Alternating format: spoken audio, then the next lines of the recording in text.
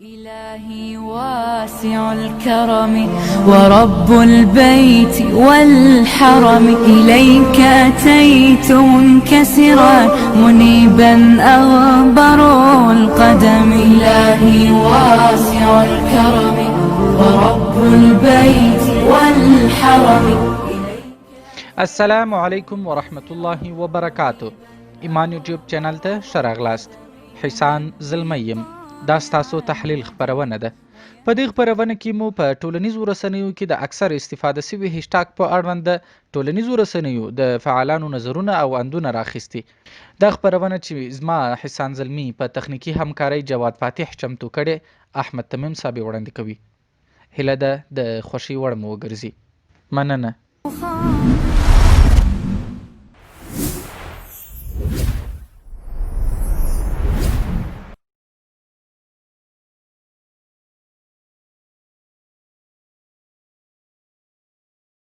پر هیواد د غرب د یرغل 2 لسیزې په پوره کېدو دي غربیانو کابو شل کاله وړاندې د بیدو 50 الوتکو او ځمکني اجیر پرسونل په مټ زموږ پر مسلمان او غیر ملت باندې یو تش په نوم غیر مشروع نظام حاکم کړ او د نړۍ بیلابیلو برخو ته تښتېدلي بې ضمیره او په هیواد کې د بدې سابقې څښتن افغانان یې له کنجونو څخه راټول او د ملت د چارو د مسؤلینو په نامه یې د اولس پر اوږو سپاره کړل. دغه کسان د هیواد له کلتور عنعناتو او ولسي ارزښتونو سره بلد نه وو او نه یې هم د افغانانو دینی ارزښتونو او اعتقاداتو ته کومه ژمنتیا لرله. همدا لامل و چې په تیرو 2 لسیزو کې په داسې کړنو کې ښکېل شول چې اسلامیت او افغانیت خو پر خپل ځای مطلق انسانیت ترې بیزاري ښودله. د ټولنیزو رسنیو ویښو اسلام پالو ځوانانو نن د فاسد چارواکي تر هشتاګ لاندې د غرب د همدې روزل شویو او پر موږ د تپل شویو چارواکو اصلیت په ډاګه کړی. موږ په دې موخه چې د دوی له کار قدرداني شوې وي د هغوی له لیکنو محدود شمیر د یو راپور په شکل ترتیب کړی چې ستاسو حضور ته وړاندې کوو.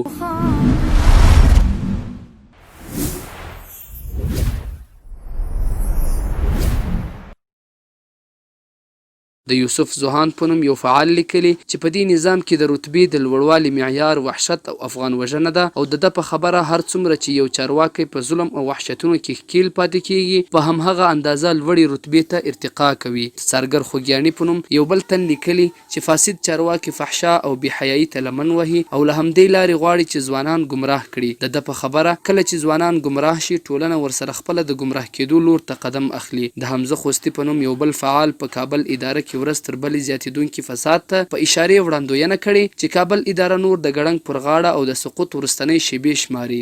د په خبره د ظالمې ادارې دوام شونی دی خو فاسده اداره کله هم دوام نشي موندلی. د ملنګ طالب په نوم یو بل تن د چارواکو د فساد ضد مبارزه درواغ او تریستنه بللې او په خبره یې همدا کسان چې ځانونه له فساد سره مبارزین بولي داسې کړنې یې ترسره کړي چې پیغورونه به یې راتلونکي نسل ته پاتې وي. د عمر بریال په اند ولس له فساد سره حساسیت لري او چارواکي بیا په فساد کې غرق دي نو ځکه د دله قوله اوسنی نظام ولسي مشروعیت نه لري. د ایمل سلیمان خیل په خبره فاسد چارواکي د نظام په ټولو برخو کې د بېلاریو مخکښان دي او په عدلي اداري صحي او عسکري او تعلیمي برخو کې فساد کړی. د جواد یاسر په اند د کابل ادارې چارواکي فساد او د شهوت او پیسې پوره کولو په تمه را میدان ته شوي. د نوموړي په خبره دا چارواکي له پورته 2 هدفونو پرته بل داسې څه نه لري چې انګیزه ترې واخلي. د استقلال پښتین په خبره د کابل ادارې چارواکو په فساد کې مقابله پیل کړي او اوس تر دې حده رسیدلی چې کفار ورته په ګوته غاښ دي.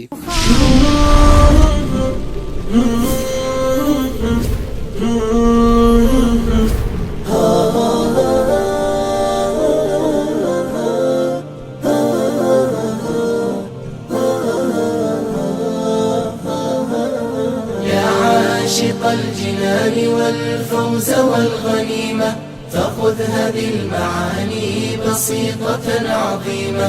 الدين بالأخلاق بالجود والعزيمة بالحب والوفاق حياتنا كريمة. بالرفق بالسخاء نفوسنا سليمة والصدق والوفاء قلوبنا حليمة. ما قيمة الوجود إن اختفى صميمه وزالت الحدود وجانا جحيم. بالرفق بالسخاء نفوسنا سليمة والصدق والوفاء قلوبنا حليمة. ما قيمة الوجود